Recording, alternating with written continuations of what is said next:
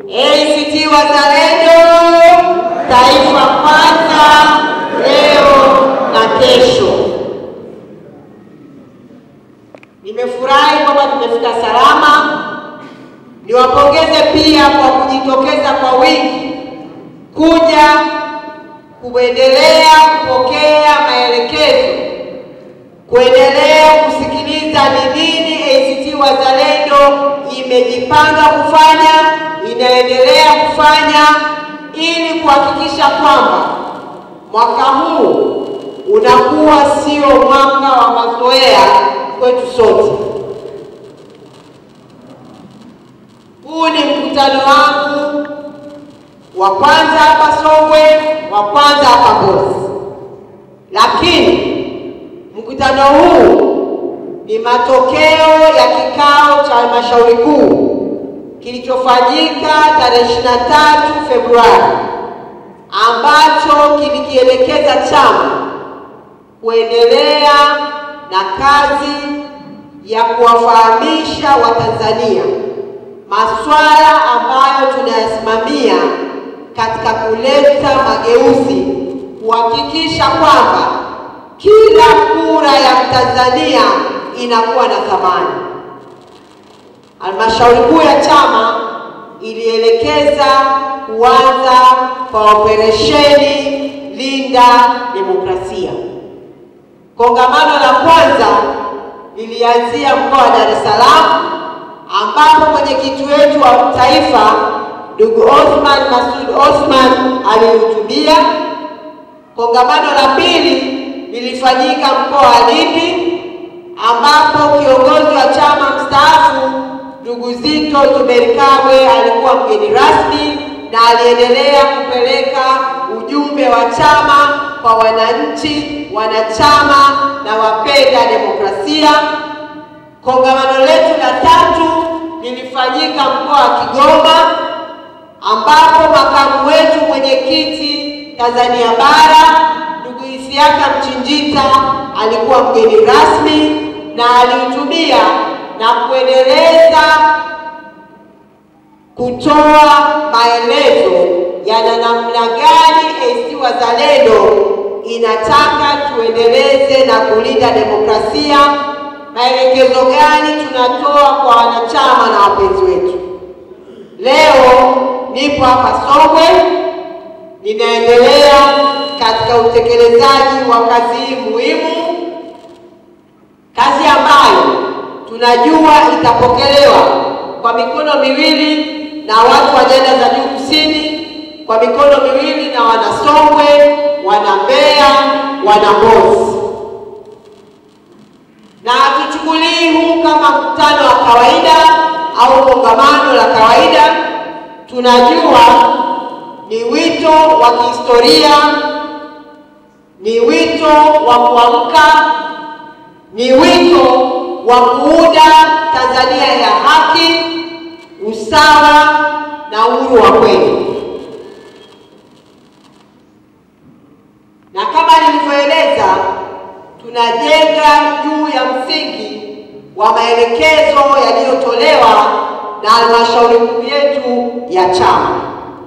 Tumefanya hivi kwa kutambua kazi kubwa inayofanywa na watu kutoka mkoa wa Songwe, kazi kubwa inayofanywa na watu kutoka mkoa wa Mbeya, kazi kubwa inayofanywa na wanachama wetu, viongozi wapenda demokrasia kutoka nyanda za juu kusini. Tunajua eneo hili ni nguzo ya mabadiliko. Tangia tulipoanza mfumo wa vyama vingi nchini, mageuzi yote, eneo hili mmekuwa nguzo, mmechukua tochi ya demokrasia na mmeendelea kupaza sauti katika kuendeleza kujenga misingi ya taifa jipya, taifa tunaloliamini, taifa tunaloliona kesho.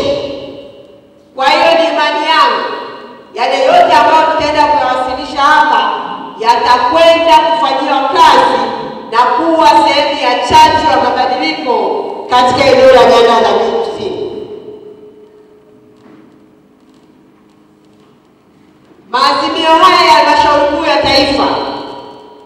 katika kuelekea uchaguzi mkuu wa 2025 yamewekwa mahususi kwa vile tunajua uchaguzi huu unaenda kubadilisha sura ya Tanzania. Mbozi mpo! Mbozi safi! Songwe safi! Tunajua wakati huu ninapoongea hapa bado tuko kwenye wakati mgumu, lakini wakati muhimu. Bado tunakumbuka majeraha tuliyopata katika uchaguzi wa serikali za mitaa.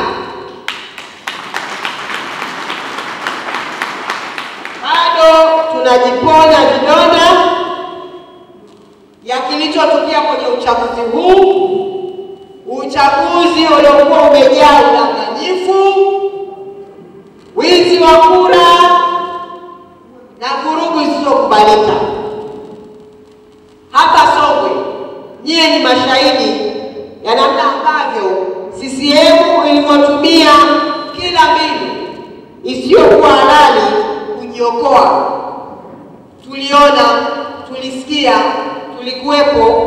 Mwenyekiti wetu wa chama Zambi alikamatwa bila sababu za msingi wakati wa kampeni.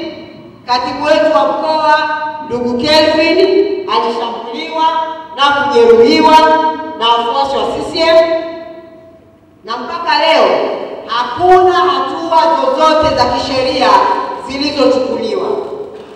Baya zaidi, tumeshuhudia maisha ya watu wasio na hatia yakipotezwa kwa sababu ya siasa za choyo, siasa za ukandamizaji. Na wauliza, je, CCM inawezaje kujivunia ushindi wa 99.1 kutokana na damu za Watanzania? Hili ni swala la kujivunia kweli?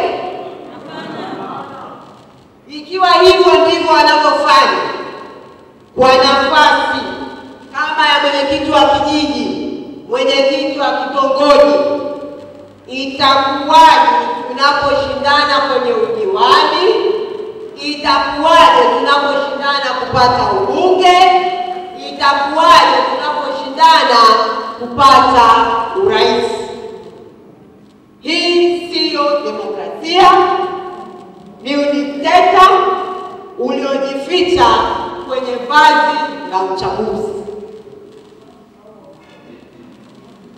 Serikali ya CCM imejipambanua dhahiri shahiri kwamba haitaki mageuzi, haitaki kuleta mageuzi ya kweli. Badala ya kutimiza ahadi za maridhiano tulizopewa na Mheshimiwa Samia, habari za tohara, tumeshuhudia matumizi ya mabavu, vyombo vya dola dhidi ya wananchi, dhidi hasa ya wapinzani. Ahadi ya siasa za maelewano imepotea kama moshi hewani. Lakini sisi tunasema hatukubali kushindwa. Hatukubali nini? Kushindwa. Hatukubali nini? Kushindwa. ACT Wazalendo! Taifa la wote! Ahadi za tohara za Mheshimiwa Samia Suluhu Hassan zimepotea hewani. Wametuonesha dhahiri shahiri wao ni aina gani wanasiasa kwenye uchaguzi wa serikali za mitaa. Pamoja na yote walioonyesha, sisi tunasema hatukubali kushindwa. Hatukubali nini? Kushindwa. Tunafahamu mapambano yanatakiwa yaendelee. Mapambano yanafanya nini? Na hakuna kukata tamaa. Tumesema mapambano yanaendelea, si ndio? Hakuna kukata tamaa. Vijana mpo? Wazee mpo? Kina mama mpo?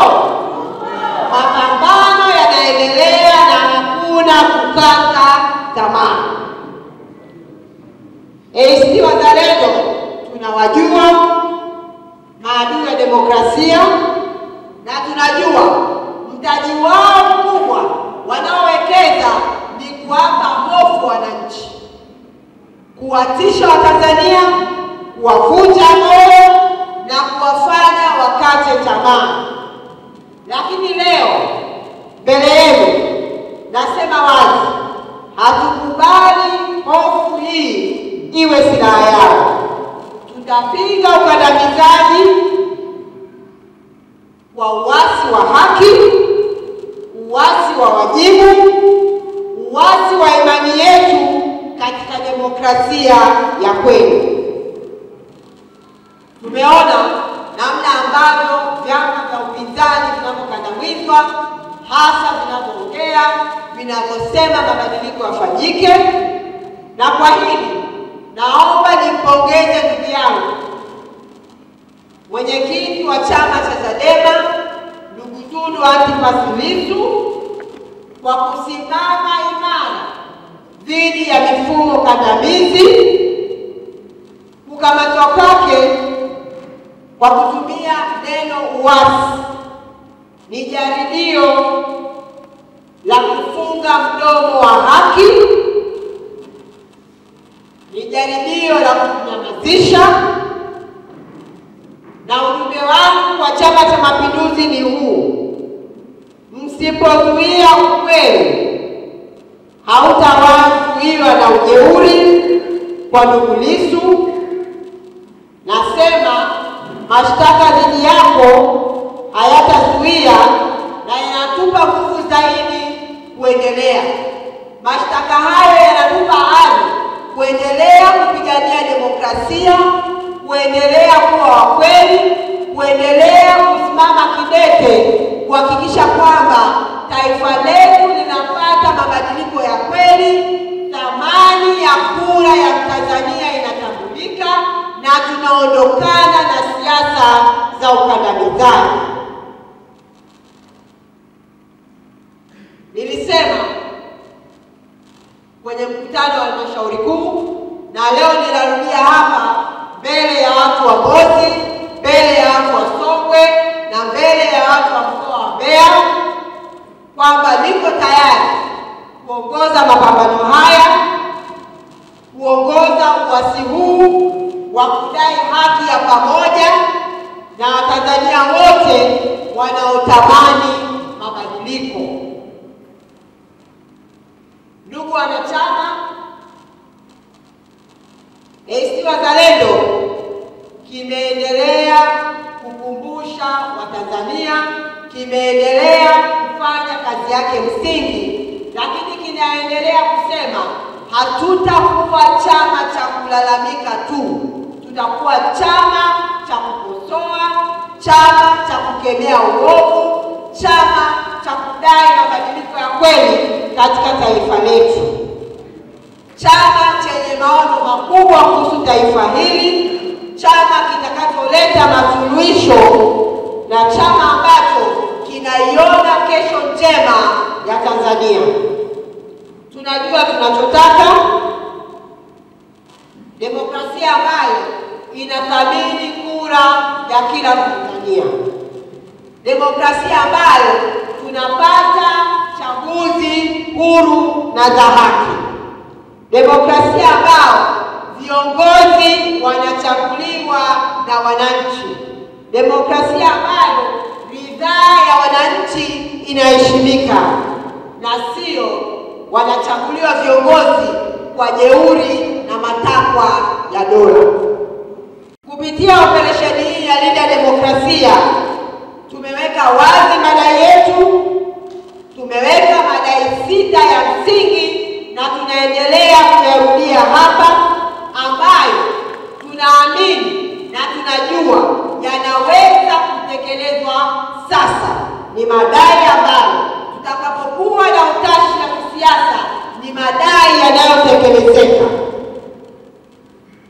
Kwanza, tunataka makamishna wa tume inaitwa Tume Huru ya Uchaguzi wajiuzulu na badala yake wateuliwe makamishna wapya kwa mfumo unaoelekezwa na sheria ya Tume Huru ya Uchaguzi ya Taifa, ili kurejesha imani ya wananchi katika uchaguzi wetu.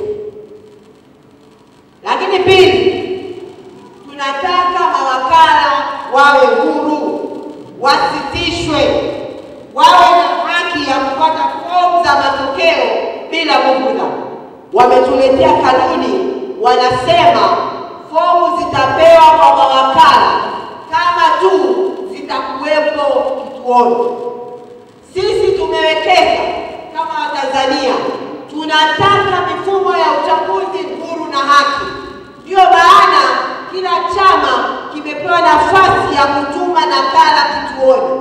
Huyo wakala kazi yake ni kusimamia michakato inaendelea pale kituoni, na mwisho wa siku apewe matokeo ya kura na sio vinginevyo. Unapoona watu wanaanza kutunga kanuni za kukimbia wajibu, ujue wanataka kuturudisha kwenye njia ile ile ya kupoka haki yetu.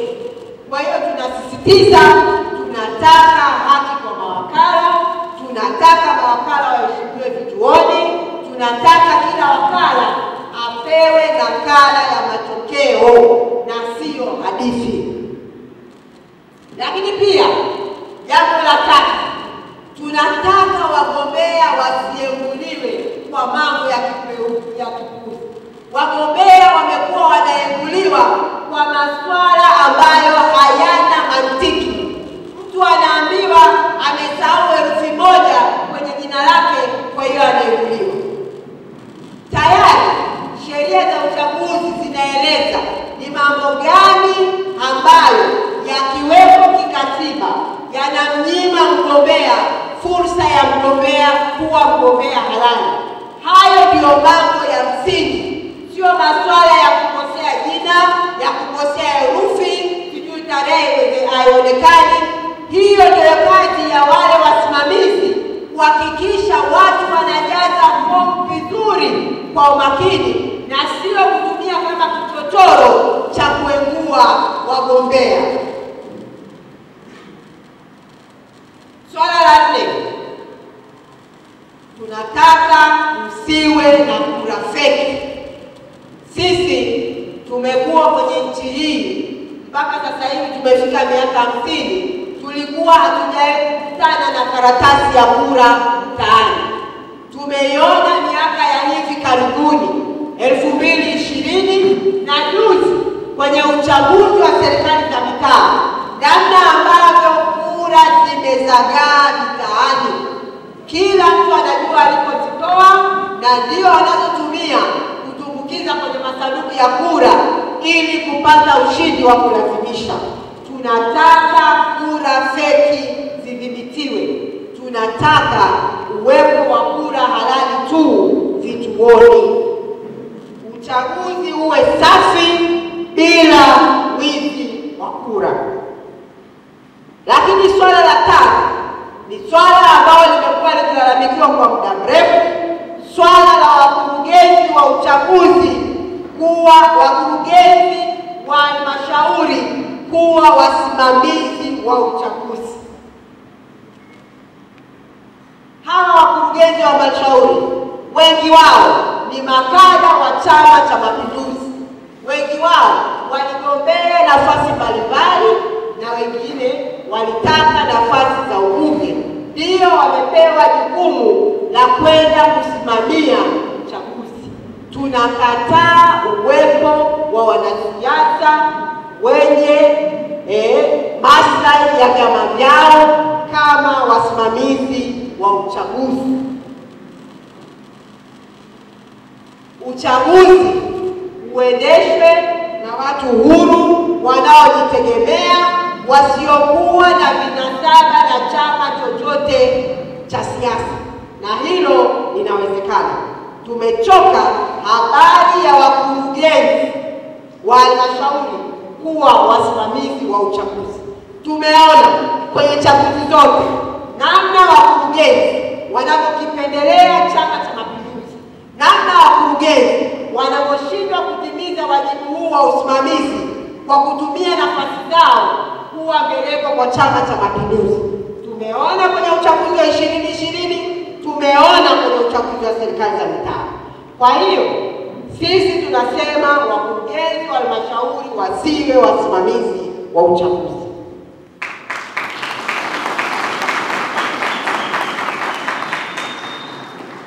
Swala la 6 ni kuhusu vyombo vya ulinzi na usalama visihusike kwenye uchaguzi.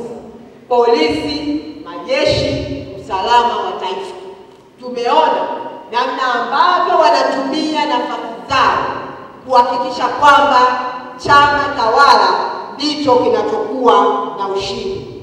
Polisi na jeshi vifanye kazi yao ya kulinda na sio kutisha wananchi au kutumika kuhakikishia ushindi wa chama tawala.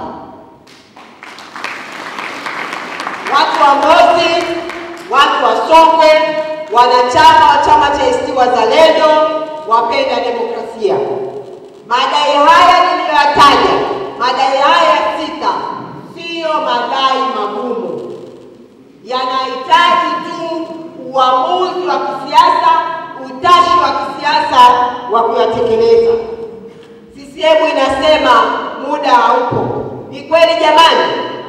Hivi kuhakikisha kwamba mkurugenzi sio msimamizi na tunatafuta msimamizi mwingine, muda hautoshi? Tutashindwa hilo? Tutashindwa kudhibiti kura feki zisiwepo? Tutashindwa hilo?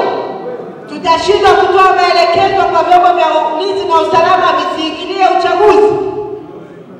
Sisi tunawaambia kinachotakiwa ni utashi wa kisiasa. Kinachotakiwa ni uongozi utakaotoa maelekezo halali ili mambo haya yasirudie na yakome. Kinachotakiwa ni uongozi unaotambua thamani na umuhimu ya kura ya kila mtu kulindwa, kuheshimiwa na kuhesabiwa kwa uhalali.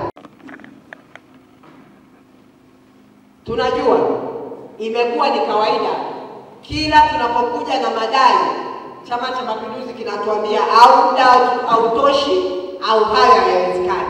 Lakini sisi tunajua madai haya 6 yanawezekana na yanawezekana kutekelezwa kwa wakati, na inajulikana kwamba lengo la chama cha ACT Wazalendo ni kuhakikisha tunapata chaguzi huru, haki na chaguzi zinazoaminika.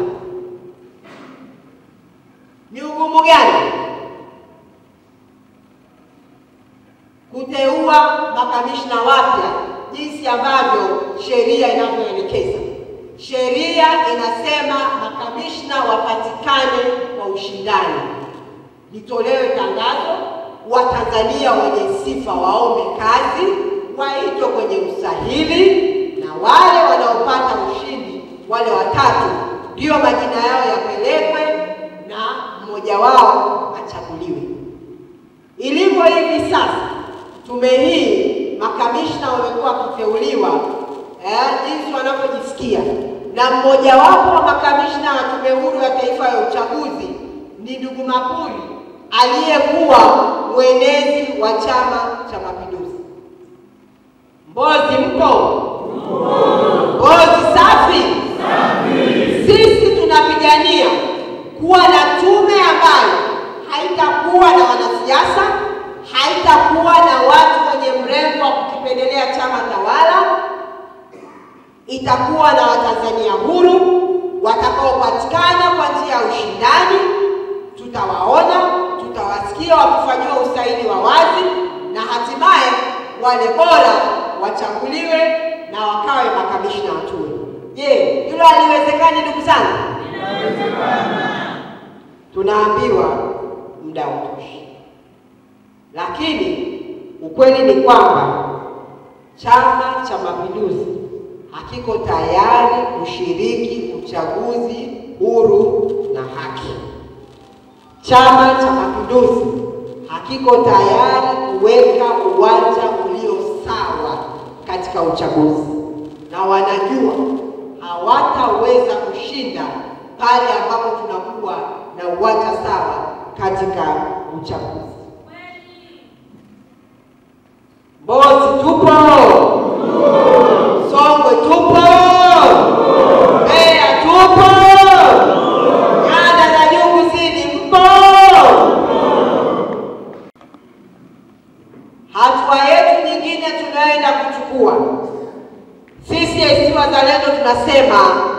hatutakaa kimya.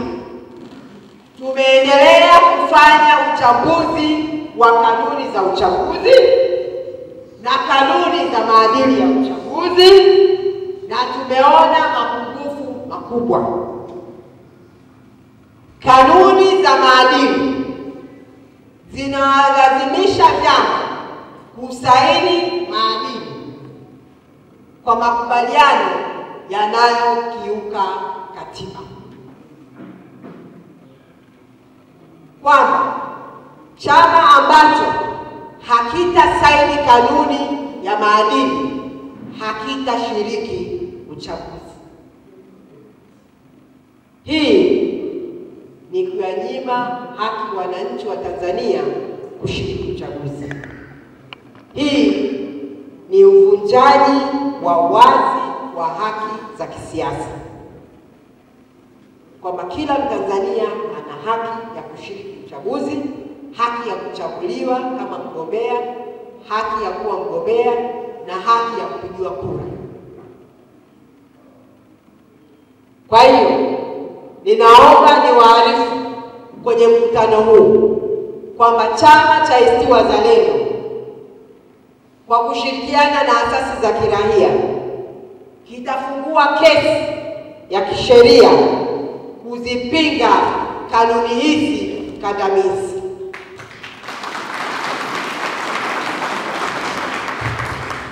Tunasema tutatumia kila njia ya kisheria na ya amani kupigania haki ya Mtanzania. Naomba nirudie, tutatumia kila njia ya kisheria na ya amani kupigania haki ya Mtanzania.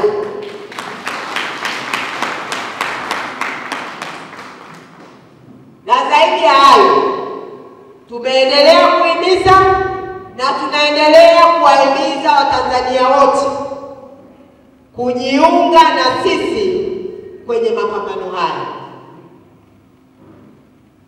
Hatutawahi wala hatutakubali kurudi nyuma kwenye zile chaguzi tunazozisimulia kila siku, 2019, 2020, 2024, ambao chaguzi hizi zilikuwa ni aibu kwa taifa letu.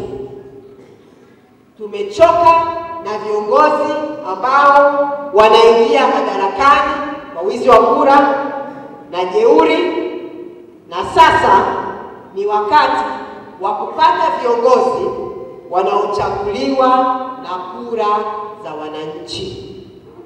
Songwe safi! Songwe mpo! Mbozi safi! Mbeya safi!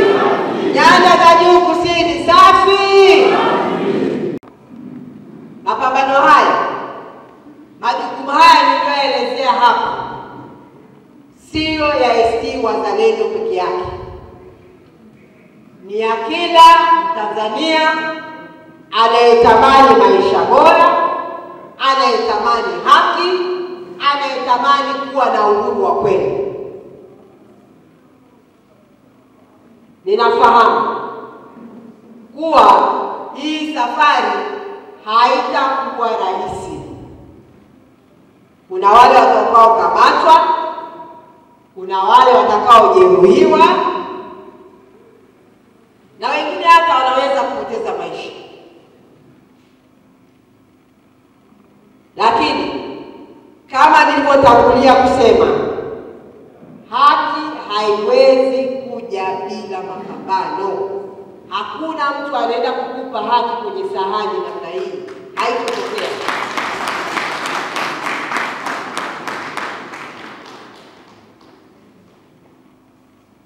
Ninarudia, nipo tayari kuongoza mapambano haya kwa niaba ya chama chetu, lakini tunajua ni kazi ambayo hatutaiweza peke yetu.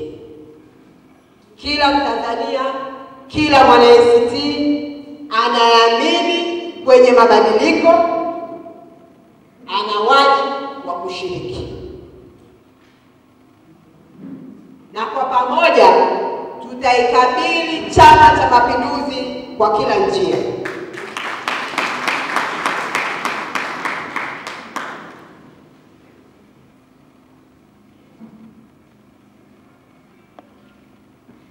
Tukikutana kwenye mazungumzo, tutazungumza.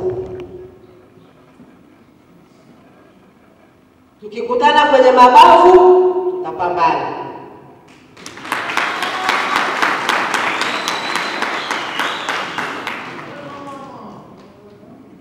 Tutaicheza ngoma kadiri itakavyopigwa.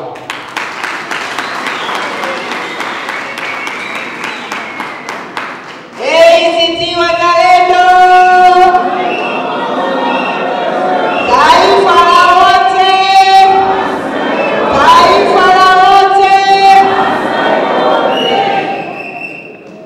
Wenzangu, hebu tufikirie kwa pamoja.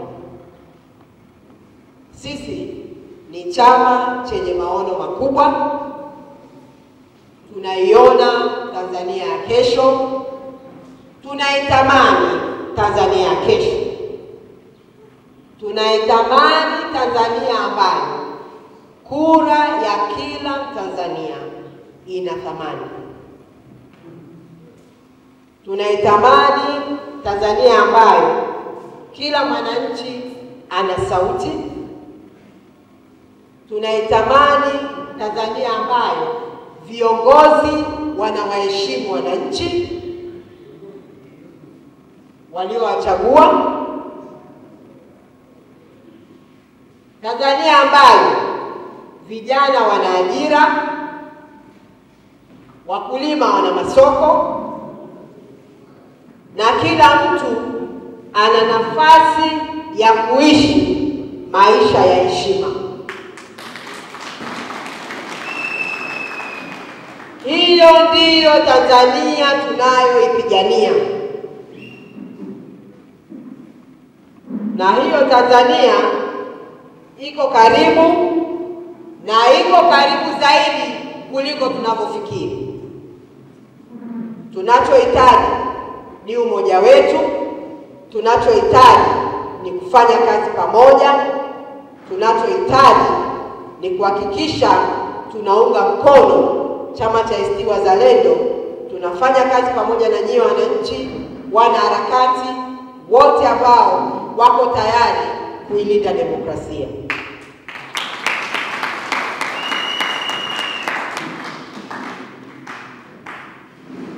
Na mimi ninawaahidi kuelekea uchaguzi mkuu wa 2025, ACT Wazalendo itaongoza kwa maono ya mabadiliko ya kweli. Tutawasilisha sera za kuleta maendeleo ya kiuchumi, kuboresha elimu, kuboresha afya, kuhakikisha haki kwa kila Mtanzania. Lakini kabla ya hapo, ni lazima tuirejeshe demokrasia, kwa sababu bila uchaguzi wa haki hakuna maendeleo ya kweli.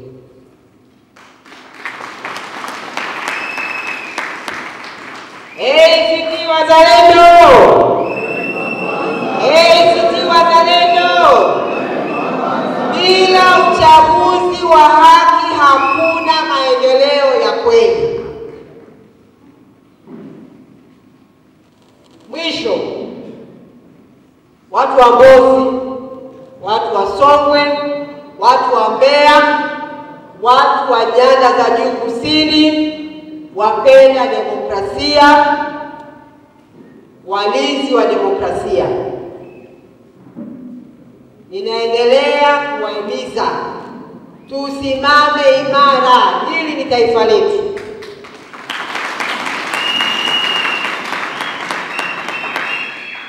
Tujitolee katika mapambano haya ya kuleta mabadiliko ya kweli, mabadiliko ambayo Watanzania wengi wameyatamani kila siku wanaona yamekuwa ni hadithi, lakini sisi tunaahidi tuko tayari kuleta mabadiliko ya kweli. Tuko tayari mama.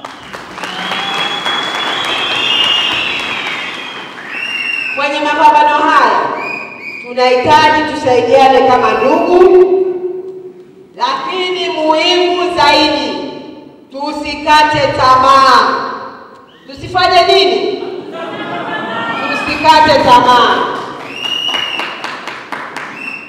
ACT Wazalendo inaendelea kuwa mstari wa mbele, lakini tunahitaji kila sauti, kila mkono, kila moyo wa Tanzania mpenda mabadiliko. Tuungeni mkono kwenye operesheni hii ya kulinda demokrasia. Pamoja tutashinda, pamoja tutalinda demokrasia, pamoja tutajenga Tanzania ya kesho, taifa la haki, taifa la usawa na taifa la maendeleo. Tuko tayari?